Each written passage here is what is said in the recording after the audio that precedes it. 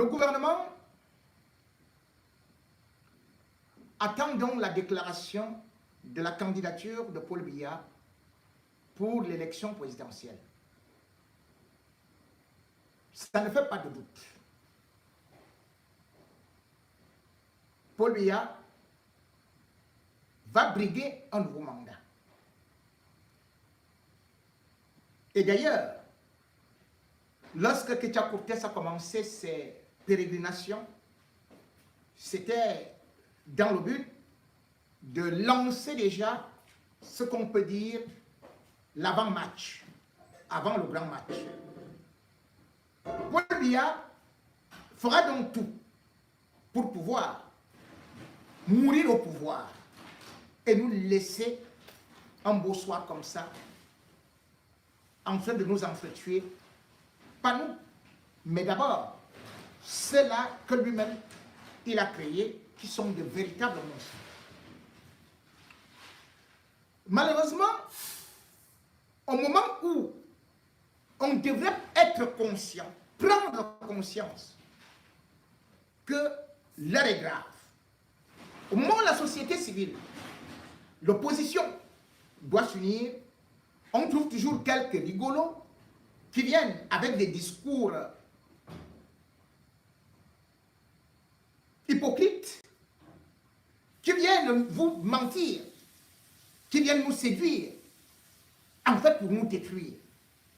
Détruire l'opposition, détruire quelque chose qui peut apporter la cohésion et surtout éviter que une personne ressource puisse avoir une certaine émergence.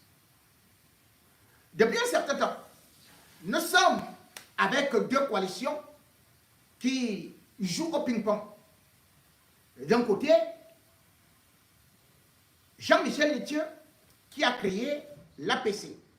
L'APC est née en décembre 2023 après la convention réussie de Maurice Kamto au Palais des Congrès.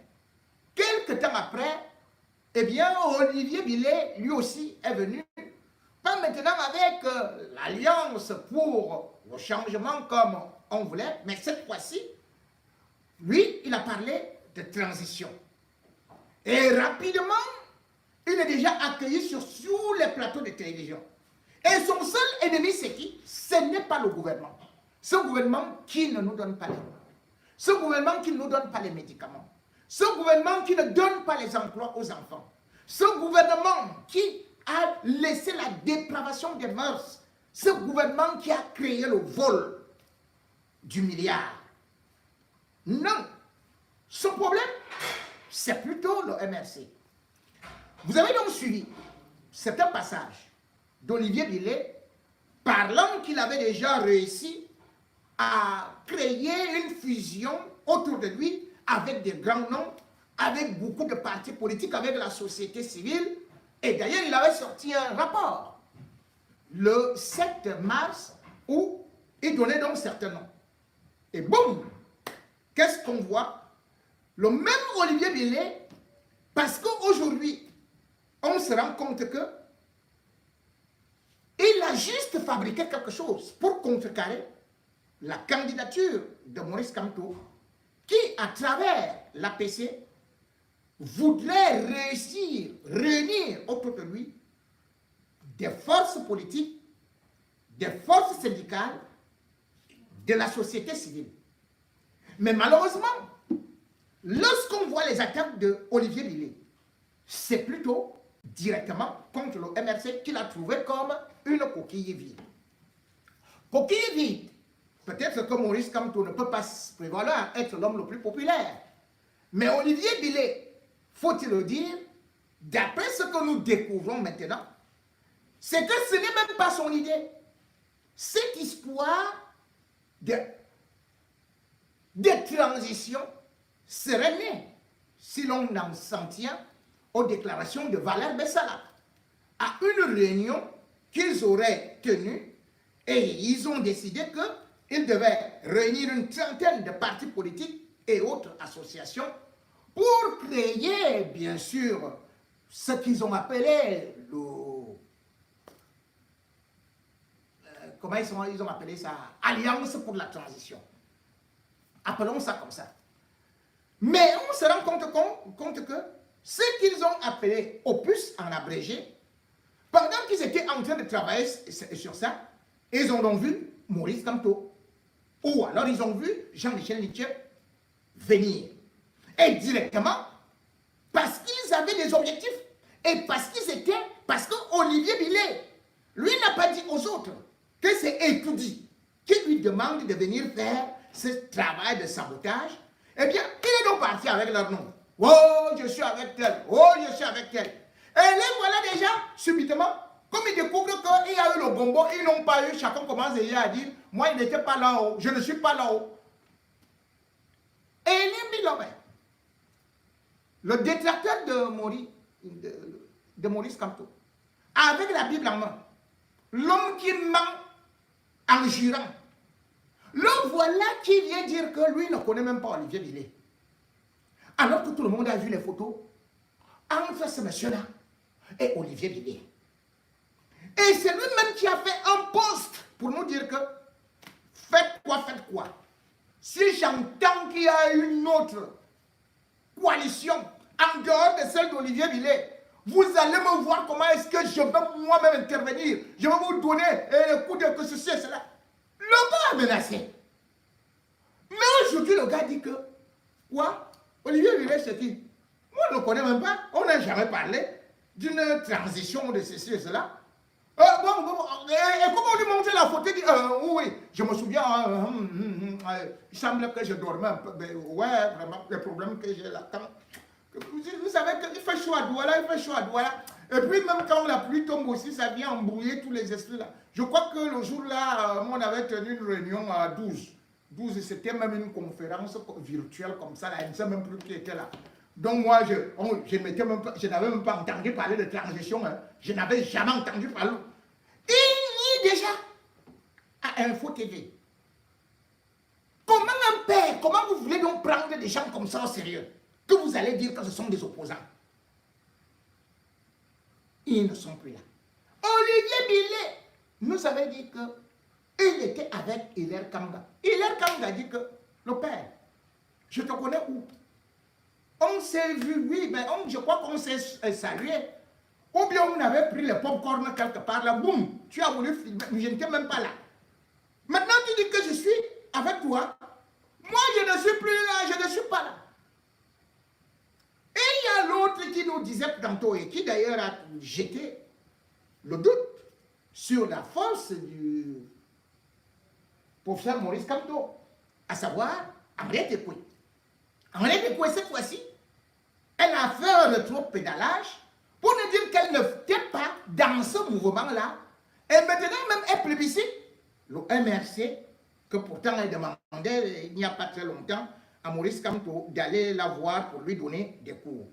Écoutons le changement de rythme, de fréquence, de son de notre grande sœur Henriette Ekoué, que nous respectons beaucoup.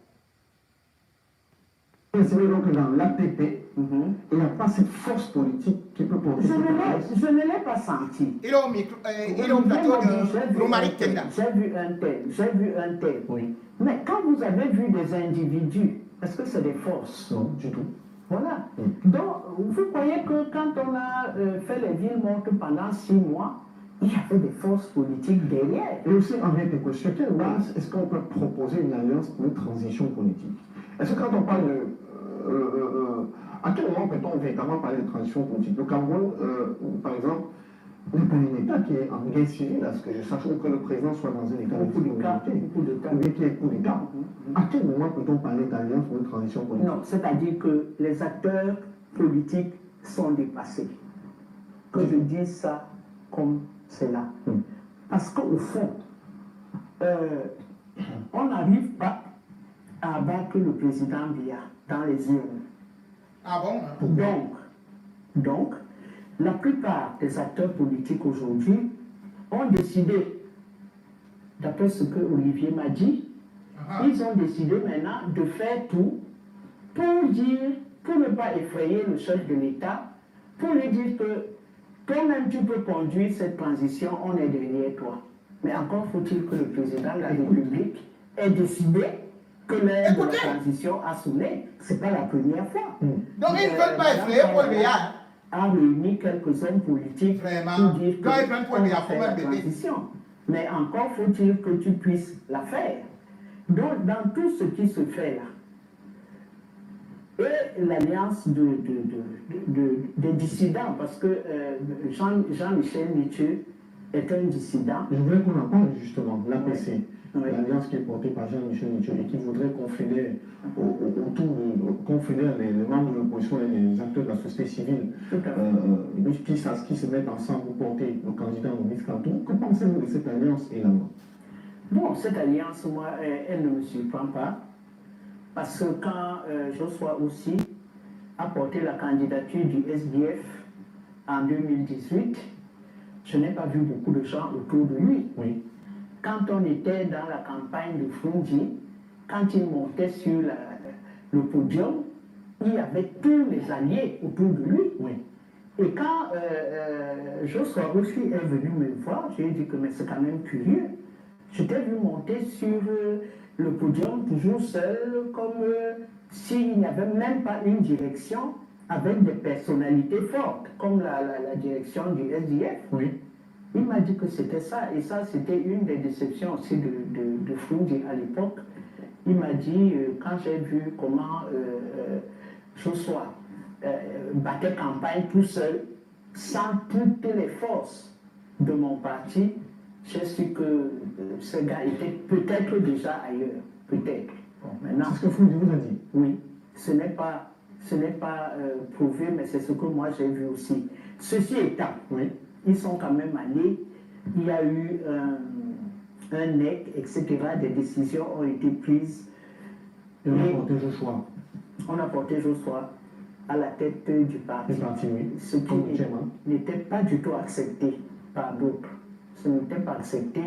Le fait même qu'on l'ait désigné candidat, c'était en février 2018, beaucoup de cadres étaient contre. Ça, c'est arrivé donc. Il faut espérer que le FCC a apporté au moins une partie de l'électorat du SDF. Oui. Auquel cas, cette force va renforcer le MRC, qui est debout. Hein. Le MRC n'a pas de problème, n'a pas de dissidents, n'a rien. Il est debout. Vous entendez? Ceux-ci vont apporter leur force. Regardez bien la personne qui parle. La force des élus, qui ont donc un électorat Tout à fait. confirmé, Tout à fait. qui vont pouvoir apporter à l'autre. Après, ce seront donc les forces politiques qui voudront se greffer à cette alliance. Mais celle-ci a plus de poids sur le plan politique. a plus de poids Que l'ATP. que l'ATP. Bon, ATP, du Olivier, l'élection il est. présidentielle Oui. de 2018. Et Tu as entendu, Jean-Michel apporte aussi une force, Tout à fait. et non des moindres, une partie de la force du SDF. Celle-là porte les germes d'un changement possible Oui. Voilà. par l'électorat et de Maurice Kamto à la présidentielle et des élus du FCC, Tout à fait. qui sont de véritables barons dans leur région, comme Nietzsche, c'était le baron du SDF ici. Est-ce que vous êtes d'accord avec elle? Donc, Vous êtes d'accord? celle-là porte les germes. Envoyez les cœurs, envoyez les cœurs. Celle de Olivier, j'ai vu beaucoup d'individus contactés, mais ces individus-là, Je veux essayer donc que dans l'ATP, il n'y a pas cette force politique qui peut porter cette alliance. je ne l'ai pas senti. Olivier m'a dit, j'ai vu un tel, j'ai vu un tel, j'ai vu un tel. Oui. Mais quand vous avez vu des individus, est-ce que c'est des forces? Non, du tout. Voilà. Donc, vous croyez que quand on a fait les villes montes pendant 6 mois, il y avait des forces politiques derrière? Et aussi, Henri Teko, sur quelle base est-ce qu'on peut proposer une alliance pour une transition politique? Est-ce que quand on parle de... à quel moment peut-on véritablement parler de transition politique? Le Cameroun, par exemple, Écoutez, c'est la dernière question. Hein. Après, on passe à autre Chacun chose. que le président soit dans un état de Beaucoup de cas, difficulté, beaucoup de cas. ou bien qu'il y ait coup d'État. À quel moment peut-on parler d'alliance pour une transition politique? Non, c'est-à-dire que les acteurs politiques sont dépassés. Que je dise ça comme c'est là. Parce Les acteurs politiques sont dépassés, on n'arrive pas mais... à abattre le président Biya dans les Mais parce qu'ils volent. Donc, Ils volent les élections. Donc, Mais comment est-ce que tu la fais plupart les des urnes? acteurs Les urnes, c'est un politiques braqueur. aujourd'hui ont décidé, d'après ce que Olivier m'a dit, ils ont décidé maintenant de faire tout pour dire, pour ne pas effrayer le chef de l'État, pour lui dire que toi-même tu peux conduire cette transition, on est derrière toi. Vous entendez ça? Encore faut-il que Voilà un le président de la opposant République qui propose ait que c'est Paul décidé Biya qui doit encore que l'heure de continuer. la transition a sonné. Ce n'est pas la première fois. Madame Kawala a réuni quelques hommes politiques pour dire qu'on va faire la transition. Mais encore faut-il que tu puisses la faire. Donc, dans tout ce qui se fait là, et l'alliance des dissidents, parce que Jean-Michel Nietzsche est un dissident. Je voudrais qu'on en parle justement, l'APC, Oui. l'alliance qui est portée par Jean-Michel Nietzsche et qui voudrait confédérer confédérer les membres de l'opposition et les acteurs de la société civile Tout à fait. qui se mettent ensemble pour porter le candidat Maurice Kamto. Que pensez-vous de cette alliance également? Bon, cette alliance, moi, elle ne me surprend pas. Parce que quand Joshua aussi a porté la candidature du SDF en 2018, je n'ai pas vu beaucoup de gens autour de lui. J'ai fait que ça Quand revienne on pour était que vous dans la compreniez.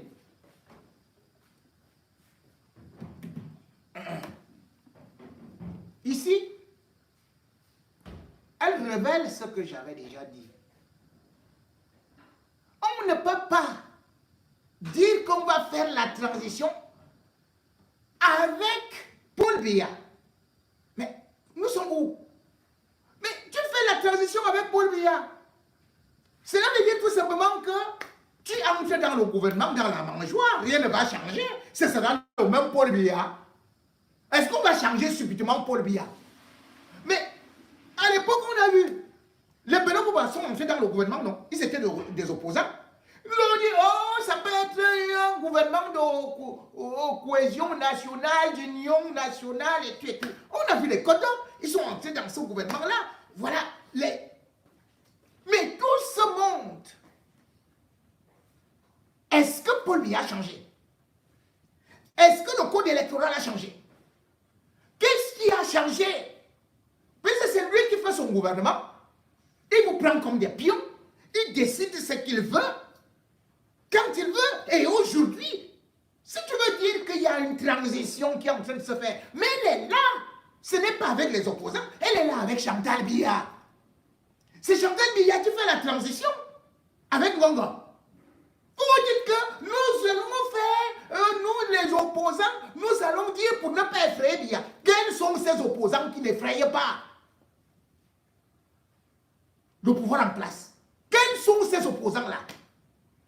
Donc, Olivier Billet et toute cette clique-là, qui vous disent que nous devons continuer avec Biya, c'est des gens, des gourmands qui veulent des postes. C'est des gens qui ne sont pas là pour l'intérêt du peuple. Il faut tourner le dos à ces gens-là. Ils veulent juste vous désunir, vous décourager, que rien ne peut changer. Quand Kawala dit que oui, on n'a jamais pu battre Paul Biya aux urnes. Mais Fouroudi a battu Paul Biya aux urnes en 1992. C'est suite à un braquage que Paul Biya dit que non, Fouroudi n'a eu que 36%.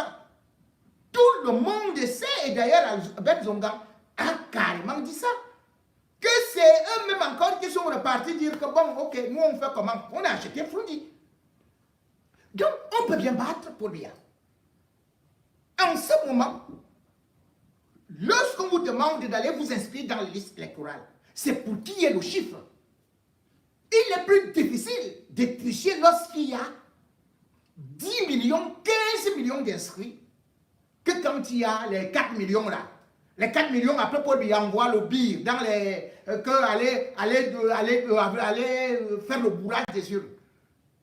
Mais si le peuple prend conscience, comment comment les autres pays ont fait pour changer? Comment les autres pays ont fait? Vous voulez dire que Paul Biya est l'armée la plus puissante du monde? Vous voulez dire que Paul Biya est l'homme le plus intelligent du monde? Vous voulez dire que ce qui s'est passé ailleurs, qu'on a renversé des tyrannies, des dictatures, que ça ne peut pas arriver au Cameroun? Et d'ailleurs, je vous dis que si vous vous inscrivez en masse sur des listes électorales, et même avec la présence de la communauté internationale, ce sera comme le cas de Macky Sall. On a fait la pression sur Macky Sall. On va dire à Paul Biya, mais là, qu'est-ce qu'on va faire? Qu'est-ce qu'on va faire? Et on finira par convaincre Paul Biya de partir. Sinon, vous allez défendre votre vote en route. Vous allez défendre votre vote et l'armée verra que vous êtes nombreux. Et si vous êtes nombreux, aucune armée ne peut abattre 5 millions de citoyens, 3 millions, même 4 millions de citoyens dressés contre elle. Aucune armée au monde ne peut le faire. Donc c'est pour cela que je vous convie, une fois de plus, de ne pas vous décourager, de ne pas écouter ces sirènes larmoyantes, mais plutôt de vous dire que si Vroundia a réussi en 92 et que à cette époque il n'y avait pas de réseaux sociaux, à cette époque il n'y avait pas une jeunesse aussi dynamique, que le Cameroun, il n'y avait pas autant de gens qui sont en colère. Mais combien de fois maintenant tout le monde a eu en 2018, comment ils ont été à la peine pour réussir le hold-up électoral? Vous croyez qu'ils vont réussir encore ça? Même l'armée va se retourner contre eux comme au Gabon. Ali Bongo avait déjà acheté les armes. Il avait dit à tout le monde que soyez prêts, dès qu'ils vont se mettre en route, vous tirez. Oligui Nguema a regardé comme ça avec ses collègues, il a dit non, non, non, nous on n'est plus là. On ne peut pas, avec ce qu'on est en train de voir là, on ne peut pas. Mais si les Gabonais étaient découragés, que oui, il y a eu l'épisode de Jean Ping, il a volé la victoire de Jean Ping, donc on ne parle plus aux élections, on ne fait plus ceci et cela, mais il n'y aurait rien eu. Mais s'il y a eu changement au Gabon, c'est parce que les Gabonais se sont levés, ils ont voté, ils ont défendu leur vote, et l'armée a vu que Ali Bongo était contesté, et aussi la communauté internationale l'avait déjà lâché. Vous croyez que Paul Biya est le plus aimé actuellement dans la communauté internationale? Vous croyez que Paul Biya est encore tellement soutenu par la France comme on croyait avant? Je ne pense pas. Sinon, il ne serait pas tantôt en train d'aller à tel endroit, courir en Russie, courir partout. Cela veut dire qu'il est en train de trembler. Ce n'est que vous qui, lorsque vous allez secouer ce régime-là, vous allez voir, ça va tomber comme une mangue pourrie. Mais si vous restez dans vos maisons, sachez-le, Chantal Biya, les Ngongo et consorts vont prendre calmement le pouvoir là. Et ce sera la continuité. Parce que Paul Biya, lui, il va d'abord enchaîner notre mandat sous prétexte que il a eu 95%, il aurait eu combien de votants? 1 500 000 votants. Et puis voilà, basta. Encore 7 ans. 7 ans de souffrance. 7 ans. Où vous voulez 7 ans? Où vous voulez le changement maintenant? Et si vous le voulez, vous savez ce qu'il vous reste à faire.